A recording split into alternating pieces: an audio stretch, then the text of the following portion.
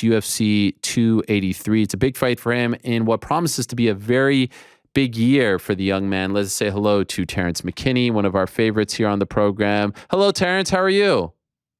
Hey, what's up, Ariel? We're locked in. Let's go. Let's go. I love the hair, my man. I love everything about it. By the way, last time you joined us, you were at a hospital. This time, where are you? At a children's gymnasium? What's going on over there behind you? I'm at the trap house. Just kidding. That's the trap house? Yeah, this is definitely the trap house for sure. What are those posters behind you? What is that? It looked like daddy daycare in here. I Yes. ain't gonna lie to you. Oh my God. Is that your son's room? Nah, this is my boy's house. Oh, okay. All right.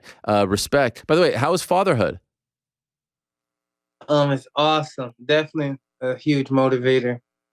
You feel different?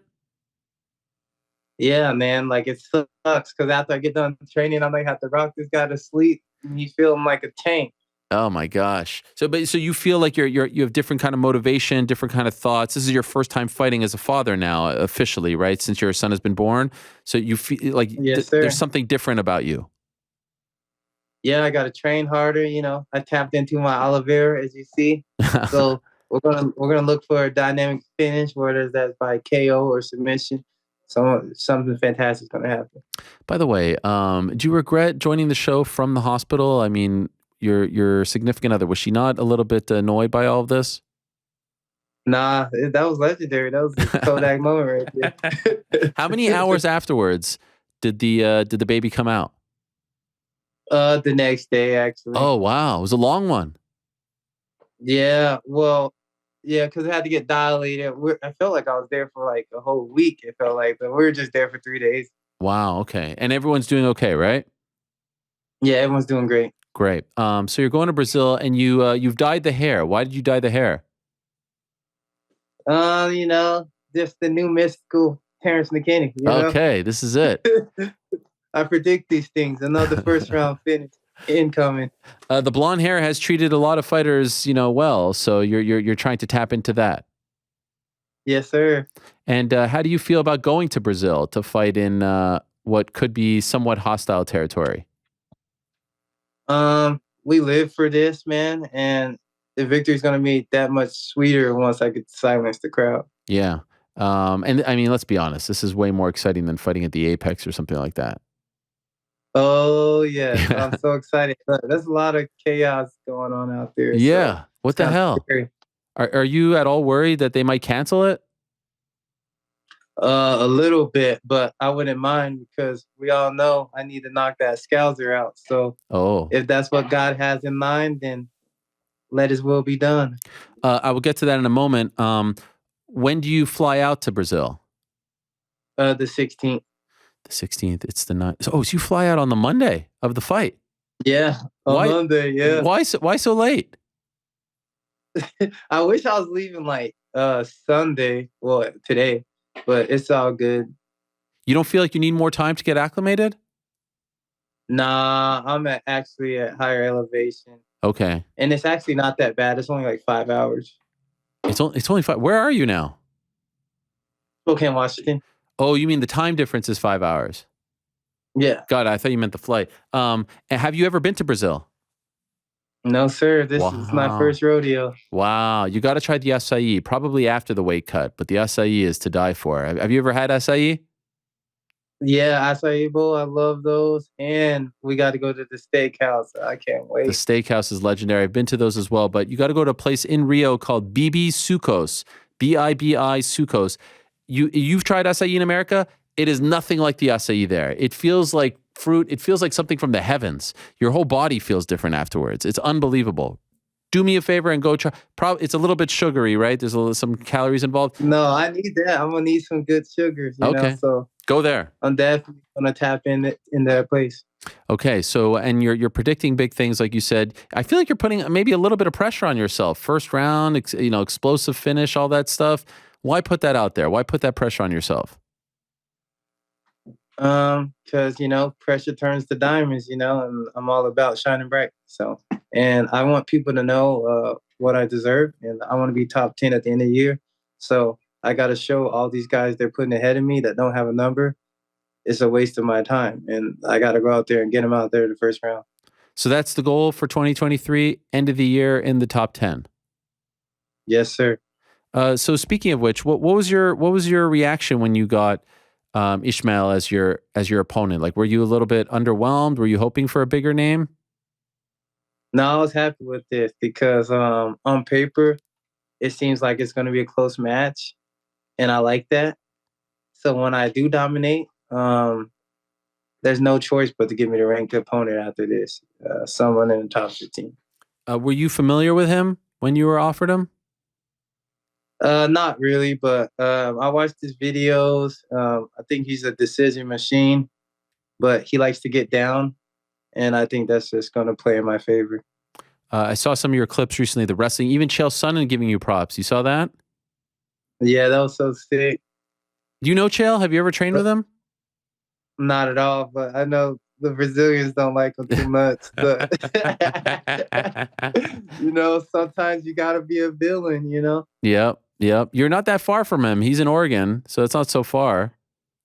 He doesn't follow anyone on Twitter. I don't even know how he found that, but him retweeting it, him giving you props is a big deal. He doesn't do that often.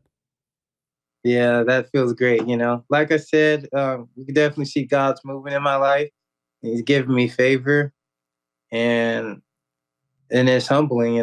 Like I never thought things like this would be happening in my life. So it's just more motivation to have ricochet of blessings.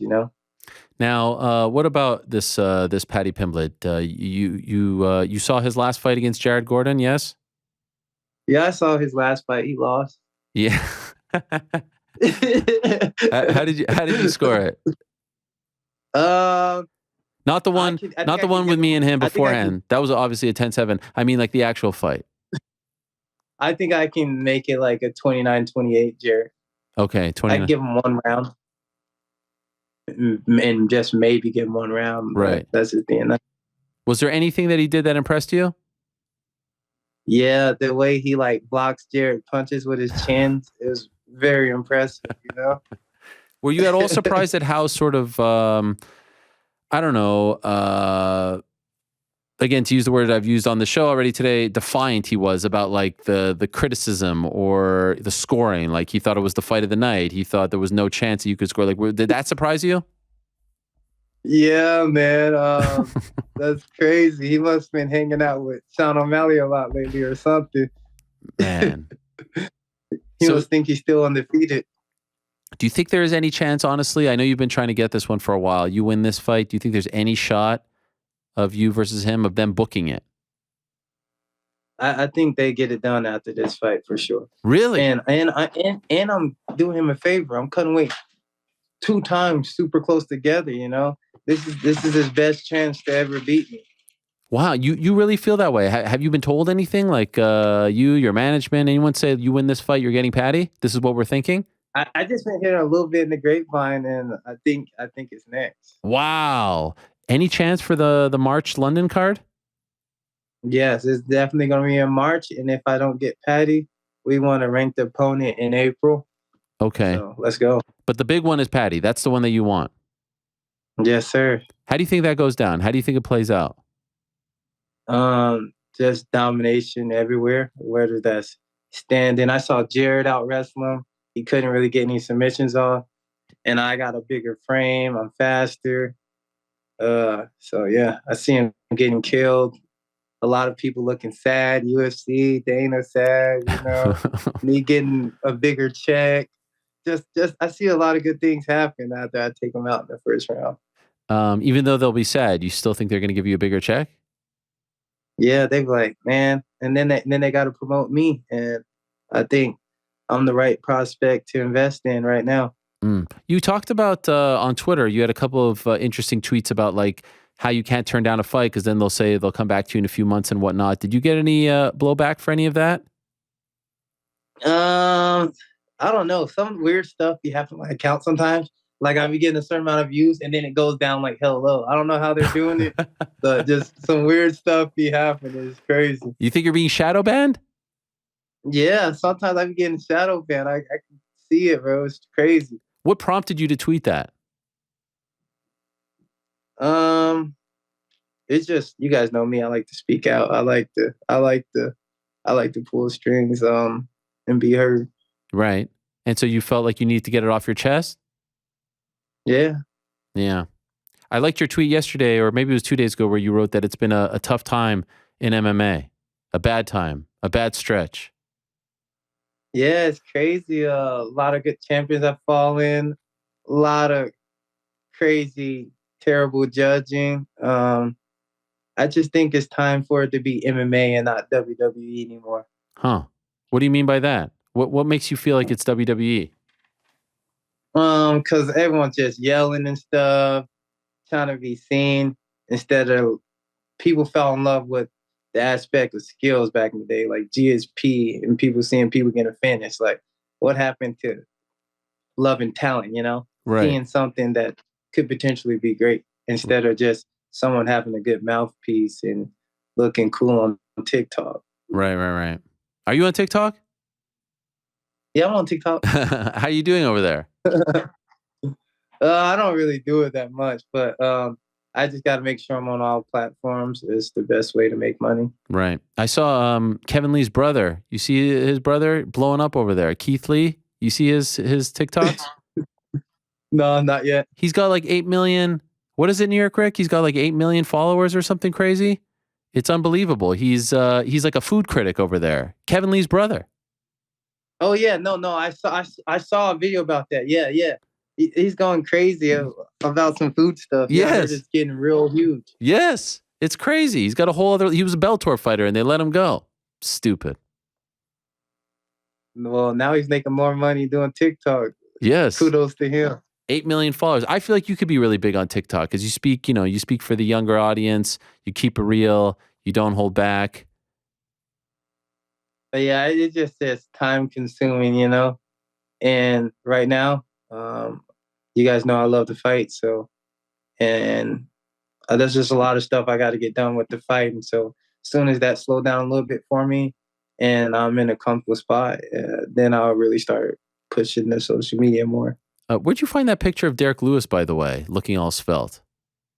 What a beast, huh? Yeah, I saw it pop up. I was like, oh my goodness, bro. This need to be seen, dog. And I'm happy for him. I think he's woke up, and I think it's time for him to get a win in Texas. Man, you have a couple bangers. Like that one exploded. There's a few of yours that have exploded. So I don't feel like you're being shadow banned. I feel like people, they come to you and they know you keep it real. Even you mentioning a few weeks ago, I think you said that the MMA Hour was the best combat sports show on the planet, which I appreciated very much. That was very nice of you. I got to be real, man. You come with the spicy things that the fans need to hear. That's right. Sometimes people need to be 10-7. What am I supposed to do? I either just let I swear, man, you had Dillon Danis shitting the brick. I loved it. What about that stretch for Dillon Danis the last couple of days? I mean, can he come back from this? I don't think so, man. He said, I'm getting the check, 7 figures. Yeah. I loved it, man. That was hilarious. You said something. What were the tweets about Dillon Danis? I think we have them here. You had a couple from the last few days. First, you had Dillon Danis's parents are going to be so mad he can't pay his half of the rent this month. What? And then prior to that, you also had, let's be honest, we all got to respect Dillon Danis for making the absolute most out of so very little. But I don't know if you still feel that way because that was before he withdrew. I know. He slimes his way into the comments and stuff, man. I can't wait for him to get silenced, man. Oh my gosh. I don't know how you come back from this. All right. So I'm very excited about your year. And by the way, a lot of people said you versus Drew Dober maybe round of the year. Do you like that? Or does that annoy you because it didn't go your way? No. I definitely think that was a sick ass fight. Definitely round of the year. And I was able to take so much from that fight, because now I know how to pick my shots. I know how to stay calm, as you guys saw my last fight. And that way I won't get tired. I'm better at using my energy more efficient. And I think it's going to be shown this fight. This guy want to go to decision. Let's see if he can make it there. I love it. You are the future, my friend. You represent a lot that is good in this sport. Keep being you, keep being honest, keep telling it like it is. Much respect and good luck out there in Brazil. Can't wait for it. Yes, sir. Thank you, Errol, and God bless, brother. You too. There he is, Terrance McKinney. Massive fight for him coming up on January the 21st against Ismael Bonfim.